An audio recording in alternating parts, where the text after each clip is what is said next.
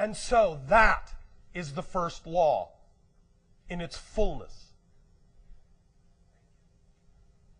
Number two, the one is all, the all are one. Again, we have touched on this.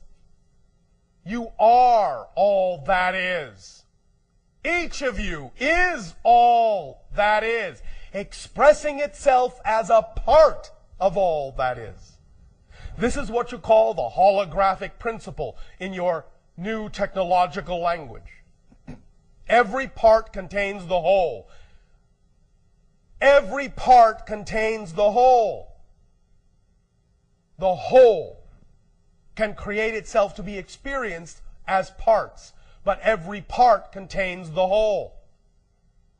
This was illustrated, as we have talked about before, in the past by a symbol called Indra's net, which is like looking at a lattice work of perfectly round reflective pearls. Each pearl reflects every other pearl in the net. So in order to gain access to all the information of the entire net, all you actually have to do is look at any one pearl. You can see all the other pearls in it. Every single one of you is such a pearl. You reflect all the other pearls. Now we understand that because of your focus, sometimes some of the other pearls are more difficult to see. That doesn't mean they aren't there. Your nature is holographic. They are there. And when you tune your vibration in your consciousness to that obvious fact, by understanding the nature of the structure of existence this way, you will then know it's all there, and you can access what you need, when you need it, where you need it, how you need it, perfectly, as you need it. Not a second before you need it, but not a second later than you need it. That is what is happening right now in this experience. That is what the idea of channeling is all about. Is being in the now to the point where you simply plug into what you need when you need it and allow that to come through as you need it, in what form you need it. That's why we never plan to talk to you. We never know what we're going to say. We just say, let us talk. Sometimes we might throw out a hint. But we have no idea what we are going to say until we say it. But we know that when we need to say it, it will be there. And it will be exactly what needs to be said for that moment. That's all there is to it. When you understand the nature of your structure and begin to come from that knowing place, that state of being allows for that kind of expression. That state of being does not allow any other kind of expression,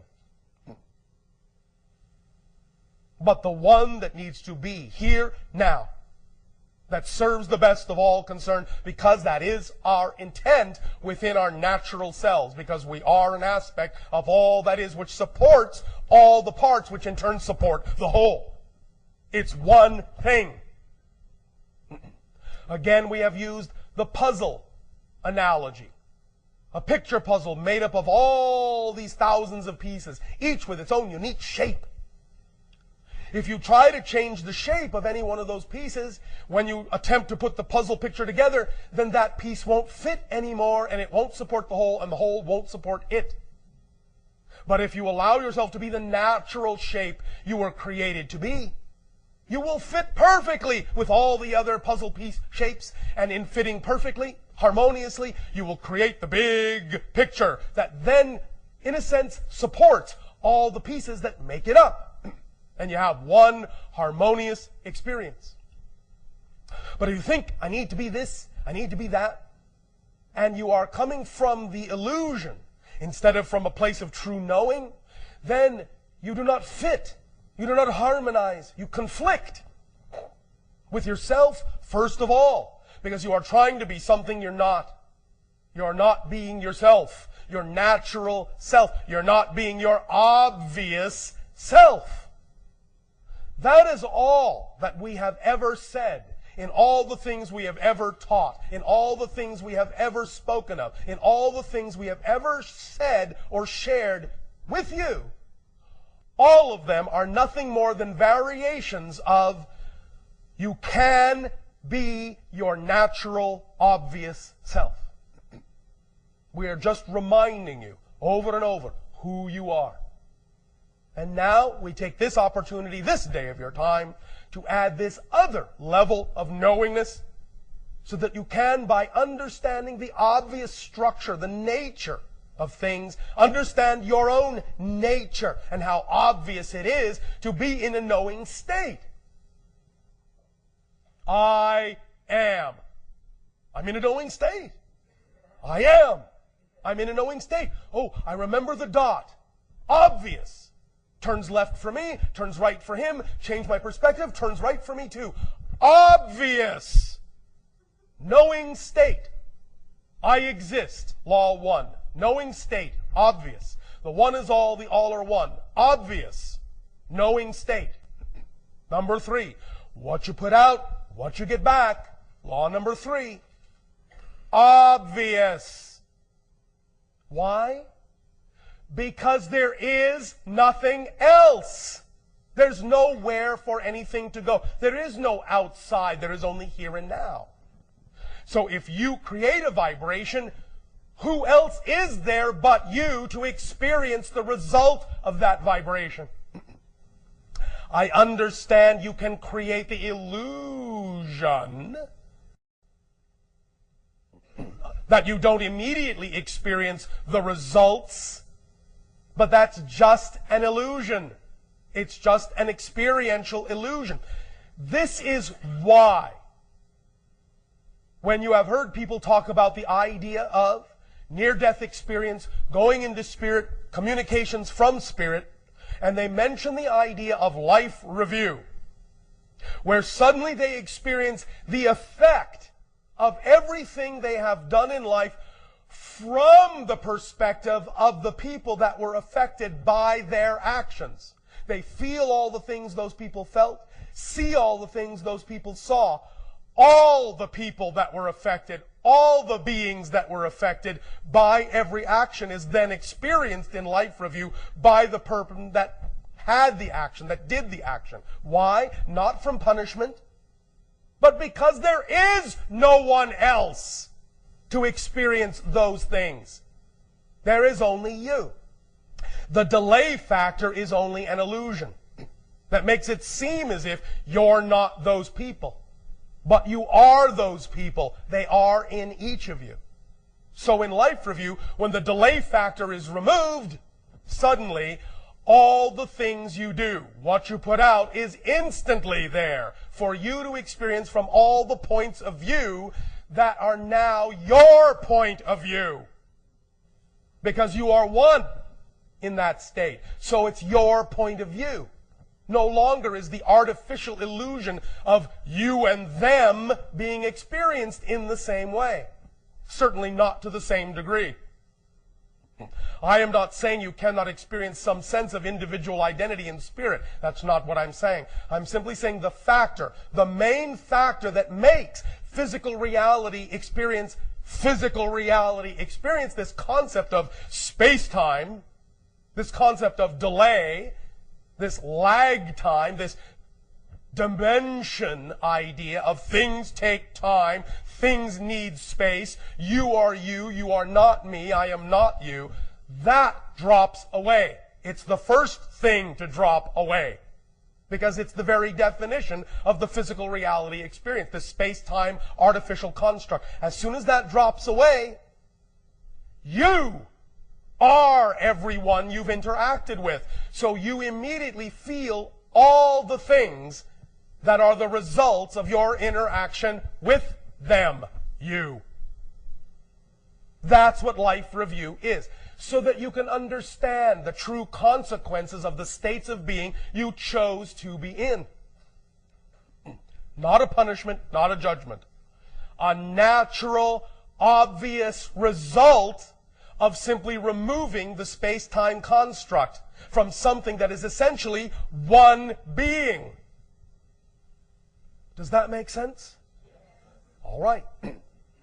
So as you begin to understand the nature of this construct, you see that it explains why these things occur. So that now when you hear someone talk about the idea of life review, in spirit after you die, you understand why that happens. Because of the nature of existence itself, in that you are everything. And when you remove the artificial separation experience, you suddenly become that which you interacted with. And experience it from that point of view. It's as simple and obvious as that. Law number 4. Change is the only constant. And even change changes into that which is stable and unchanging, which creates the first 3 laws which never change. So it's a complete cycle. Change. Change is obvious even to you. Everything changes. Or does it?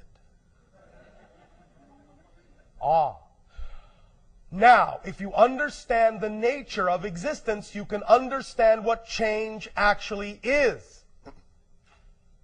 The experience of change is not exactly what you think, from your perspective. If everything is here and now, that means you know what? Everything simultaneously coexists. Everything simultaneously coexists. And when I say everything, I not only mean every reality, I mean everything you perceive as a different moment already exists now, with the moment you're experiencing now. So how is change possible? If everything already exists, if every moment is like a frozen snapshot, without the concept of time and space, how do you experience change in your consciousness? Simple. Again, it's a matter of shifting the frequency. It's a matter of shifting the perspective. What you call movement, what you call change, is simply an issue of you shifting your perspective and having a different point of view of the same now moment. That's all it is. That's all it is. You are simply seeing the same moment from different points of view with such a degree of rapidity, as you say, that it appears to be what you call movement through space and time from your perspective. But from our perspective, it doesn't look that way unless we want it to. From our perspective, everything is already there. Everything is already here. When we look at you, when we sense you, we see all of you now. What you call your past self, your present self, your future self, all of that is presented to us in one snapshot, like a holographic matrix, spread out like a deck of cards, all at once, like various frames on a film strip. All the frames are there for us at the same time, here and now. So when it appears like we are accessing, or anyone on your planet is accessing the future, the past, they're not. They're accessing different aspects of the now, because it's obvious in the same way it's obvious when you hold up a film strip and look at all the different frames. Oh, I can look at that frame. Oh, I can look at that frame. Because they're all here. It's the same idea. And it's also why we know. What? Know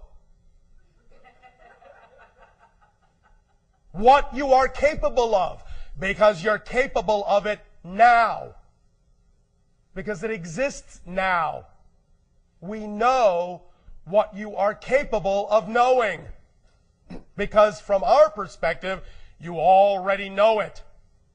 It's just that in this frame, you don't know you know it. But we do. And what we are doing today is designed to help you look at that frame where you know it. Now, yes, we are familiar with the understanding of the philosophy that true wisdom comes from when you know you don't know. I understand that. But that's slightly different than what we are talking about here. Because even when you know, the more you don't know, you still allow yourself in the moment to know certain things. Even if it's only that you absolutely know that you don't know everything. Even that is a knowing. And it's that kind of knowing that we're talking about. The immediate, right here, right now, knowing of who you are, what you are, and how you can prefer to be. That is the knowingness we are discussing. The other knowingness is the knowingness of things that we were talking about at the beginning, that we know you don't always have to know. As sometimes people have asked us, Bashar, is there anything you don't know? Our answer is, I don't know. Because I am not being that being at this point. Of course there are things we don't know. But it doesn't matter, because in any given moment, what we need to know, we know. And we know we will know what we need to know in that moment. And whatever we don't know in that moment, we know we don't need to know. And that's the kind of knowing we are talking about. The difference between knowing that you know what you need to know and knowing that what you don't need to know. Instead of worrying that you don't know something you need. That's the difference between the illusionary state you have created and the state of knowing. In the illusionary state, you can create the experience of worrying that you don't know something you need to know. From the state of knowing, you know that what you don't need to know. That's what knowingness brings you. The certainty that there are things you don't need to know. That's the paradox of the state of knowing. But when you need to know them, if you do, you will. In that moment that you need to know them. But not before, but not later. That's the state of knowing. Relaxing with the idea that there are things you don't know and that's all right. And when you know you don't need to know them, you will then know that you know what you do need to know. And you will move forward with that knowledge. Knowing that if you need to know something else, you will know it when you need to. Know what I mean? All right. Take a deep breath and relax.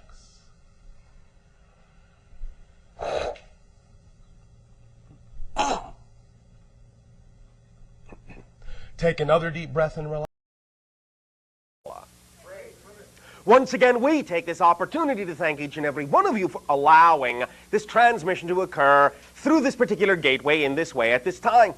Once again, each and every time our civilization is afforded the opportunity to interact with your civilization in this manner, it opens up our understanding of all the different ways that the infinite can express itself through our perceiving each and every one of your unique points of view. So we thank you for this gift. We would like to begin this interaction and this transmission with the following idea. We would like to discuss the notion of vibrational residue, so to speak. The idea being that from time to time we have discussed and we have mentioned the principle called resonance identification. And we have discussed many times the idea that everything is vibration of energy, and that, of course, as many of you already know, whatever frequency, whatever vibrational rate you are operating on is what determines, of course, the reality experience that is reflected back to you through the experience of physical reality. But the idea expressed in the way that we would like to discuss this day of your time is a little bit more focused on the concept of resonance domains, frequency domains, strata of experiences that are each representative of a particular bandwidth or frequency or rate of vibration of energy, and how your actions, your choices of what frequencies and energies you give off actually create, in a sense, a reservoir or a buildup of vibrational residue in a particular frequency domain. For example, the idea that we have talked about from time to time that is phrased in what you would call your biblical literature as judge not, yes, in that way ye be judged, and as we have explained, meaning simply that you are not being judged by someone else, but in a sense are becoming the vibration of judgment and thus experiencing judgment reflected back to you. That is the meaning of that phrase. Let us take that a little bit more specifically to understand that in any given circumstance and situation, how you respond, how you react in that circumstance, in that situation, will create there to be a repository of energy of that particular frequency that becomes associated with that particular circumstance or situation. We know that you have certain kinds of situations on your planet. We will choose one to act as a fundamental example of what we are talking about. You have the circumstance on your planet called automobile traffic. You have expressed many times that in certain circumstances, many of you will become very angry, very frustrated, and will perhaps react in a very negative way. You will put out a particular frequency, vibration of confrontation and conflict. And the idea to understand is that when you do that, you allow there to be a strong association of that particular output to that particular circumstance or situation in general. So that if you yourself then in the future should find yourself in the very same circumstance or situation on the same frequency vibrational level again, whatever it is as a vibrational deposit that you left last time, you will then experience being reflected back to you the next time. In that sense, it is similar to the concept of self-imposed karma, self-created karma, in that if you create conflictive vibrations, frustration vibrations, anger vibrations in the first situation, then the next time you find yourself in a similar situation, it may not necessarily come back to you in exactly the same way, but come back to you it will. Because you have, in a sense, associated that circumstance with that frequency and will automatically find yourself at the receiving end of the frequency that you gave off. The idea is that you may not receive it in the same way. Individuals may not necessarily curse at you, as you say, as you may have done the first time to them. But you may experience it either that way, or you may experience all of a sudden an overwhelming sense, perhaps now that you are in their shoes, doing exactly the same thing that you cursed them out for before the first time. You may feel a sense of overwhelming shame. You may feel a sense of guilt. Not that you deserve to, not that you need to, but the idea is that this energy will come back to you in some way, for everything requires balance. And if you leave a deposit of that vibration connected to such a circumstance, then when you find yourself crossing that wavelength again, you will pick up the baggage that you left before. Because it is associated to you. It is keyed to you. It came from you. It belongs to you. It will come back to you. The idea is that, again, it may come back to you in a variety of ways. Either it will be literally reflected in exactly the same way that you gave it off, or you will feel it or experience it in your life in some manifestation that is indicative of the same vibrational level. Things suddenly may not work too well for you. Things may start to fall apart. You may feel certain emotions that are unpleasant for you. All because, to begin with, you allowed yourself to succumb to a particular vibration that may have really no benefit for you constructively, and in giving it off and associating it and attaching it to that circumstance, then it doesn't allow you to be free to experience that circumstance in the future in a clear and neutral way. whenever you make such an association, you automatically limit the way in which you can experience that circumstance in the future until you clarify that energy as you have put it in to begin with. Always it is of great benefit and greater benefit to allow yourself the opportunity to experience any circumstance in a fundamentally neutral way, so that you can then decide to extract from the circumstance, no matter how it looks, a fundamentally positive or constructive outcome. But if you have already made the association of negative energy, so to speak, or more precisely, conflictive or discordant energy to that circumstance, then that's what you leave there for yourself to find the next time you cross that particular threshold. And in that sense, it'll be an opportunity for you to learn to render that circumstance into a neutral and fundamentally meaningless set of props that you can then be free to determine what kind of energy, what kind of outcome you would rather prefer to extract from the circumstance, no matter how it looks on the surface, and no matter how previously you may have been taught to think or label or judge or limit that circumstance.